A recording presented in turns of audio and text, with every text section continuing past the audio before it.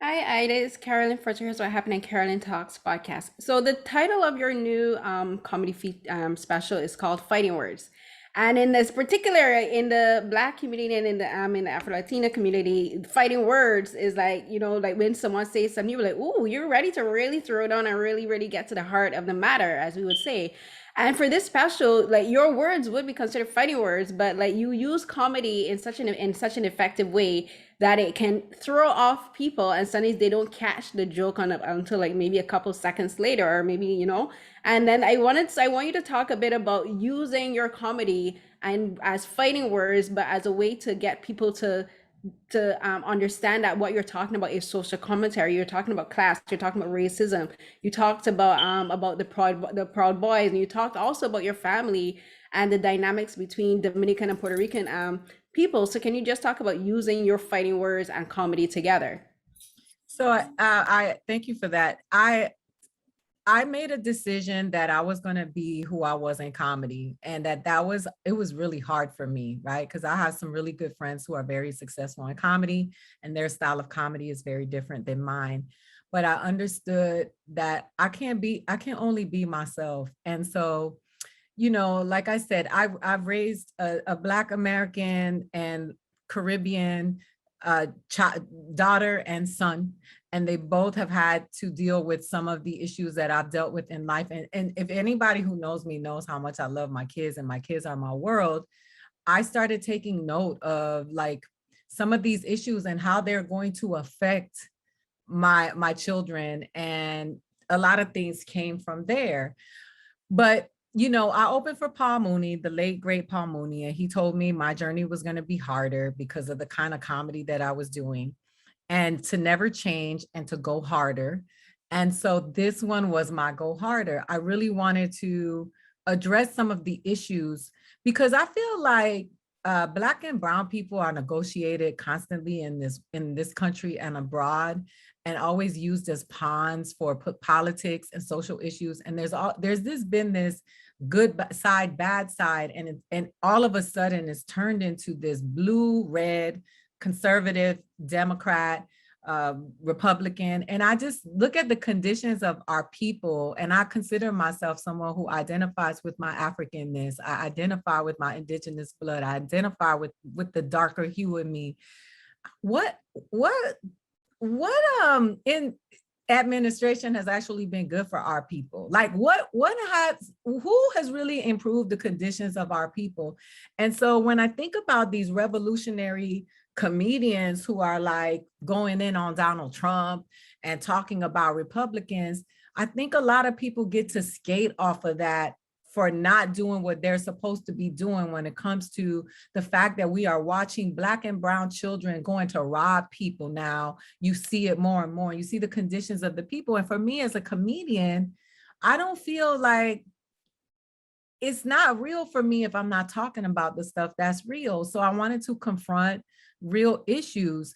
Yes, colorism is awful and it affects everybody, because if you're light skinned and you're walking around thinking that you're better than a dark skinned person, you definitely have an illness. They got you too. It's not just the dark skinned people who are walking around feeling like the victims of this. You too are a victim of this. And it is hurtful and it is harmful to you as well. And so I just felt like it was time to confront these issues. I talk about them in my stand-up all the time. Men get to enjoy being, people laud Dave Chappelle, who's a great comedian. They laud Bill Burr. They laud all these men for being that way, but women don't get celebrated for that. I get shoved in the closet. There are women, they tell us don't talk about sex, but then you talk about the biggest comedians in the industry who are women talk about sex, and they do what men do because they feel like they need to do that to survive. I don't do that stuff, and I'm always getting shoved in the closet because I'm too controversial. I'm too in people's faces. So I'm ready to go. Like, I'm like, well, let's burn it down then, because at the end of the day, Black women matter. Black children matter. My kids matter. Your kids matter. And if I'm gonna stand on stage and say I'm a mother, and I'm gonna say I'm a woman, then I'm gonna speak to the things that I feel are important. And if these guys can do it and get awards and get recognized for it, I do it because I want to really improve the conditions of the people. And I'm going to continue to speak fighting words beyond this special. It's going Great. down. Thank you. You can know something, we gotta throw it down. You gotta get the words out, because if we don't, like, nothing else can change, right? We have to at least speak up when we can and however we can. A lot of your special, a lot of your comedy, you deal with a lot of very personal things. You deal with a lot of your personal history and your relationship with your parents and your relationship with your dad, which was cut short because you lost contact with each other. And in fighting words, when you go back to the Dominican Republic, you get to meet him after years of separation. Can you just tell me exactly how much that meant to you, not only because of your rediscovering your roots culturally, but also familially, but being able to have your two kids with you on that journey? Because the thing with a lot of, unfortunately, especially in the Caribbean, is a lot of us grew up usually only in a single parent household, and it's usually our mothers. Like, I didn't meet my dad until I was 8 years old.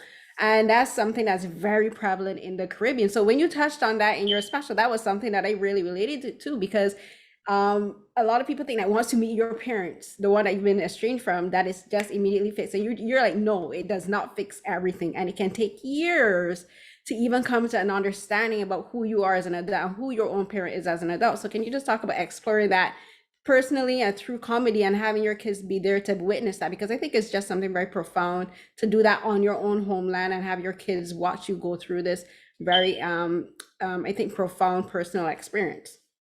So thank you for that. The first thing I wanted to do with that was I wanted to make sure that little Black and brown kids who did not grow up with their fathers know that they were going to be okay. Because here is this grown woman who has now grown children on HBO Max who grew up without her father, and she's okay. Because I grew up thinking there was something seriously wrong with me because my father wasn't around. And they don't use this term anymore, but I remember being called illegitimate because I didn't have my father's last name, and being called a bastard.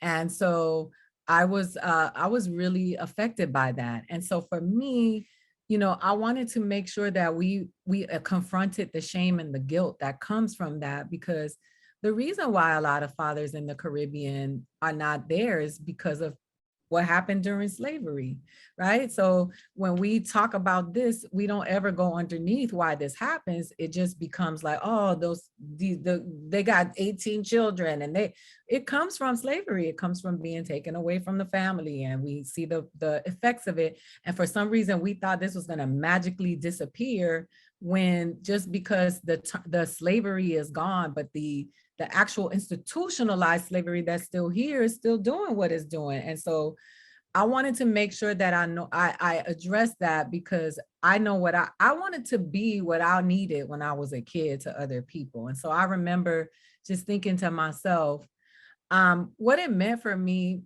First of all, I wanted to show Puerto Ricans and Dominicans in all of their hues. I wanted to show people that Black people exist in Latin America, and they're not all begging for money on the street corner. They're not all hungry and poor. And so for me, that was what it was about. And sure, meeting my father was something that I needed to do for my own personal healing, because that lack of his presence has manifested itself in other issues that I have, primarily with relationships with men. But I wanted to do all of that.